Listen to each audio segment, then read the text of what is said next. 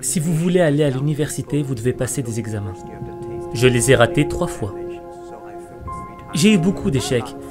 J'ai échoué à des choses ridicules. Par exemple, j'ai échoué à un test clé de l'école primaire à 2 reprises. Et j'ai échoué genre 3 fois au collège. Et vous aurez du mal à y croire.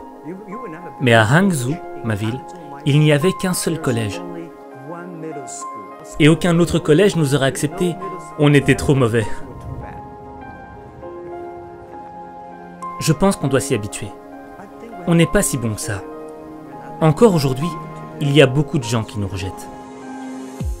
Vous savez, pendant 3 ans j'ai essayé, mais j'ai échoué à l'université.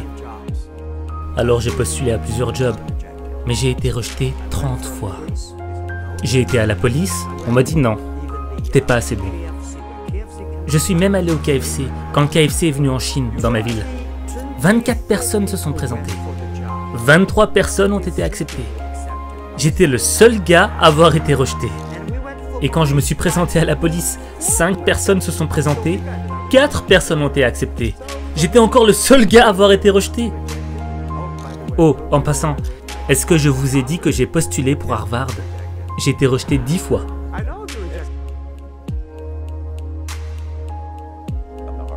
Et là, je me suis dit, peut-être qu'il faudra que j'aille donner cours là-bas un jour.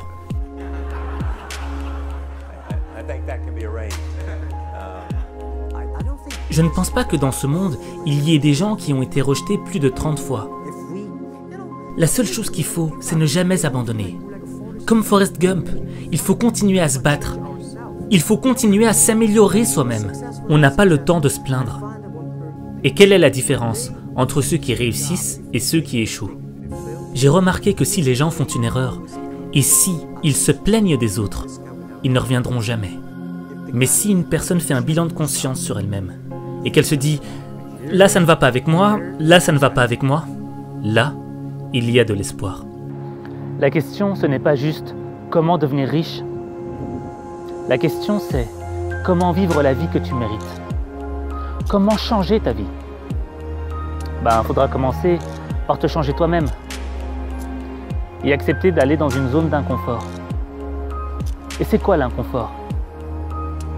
C'est faire quelque chose où tu sais que tu risques d'échouer, de perdre.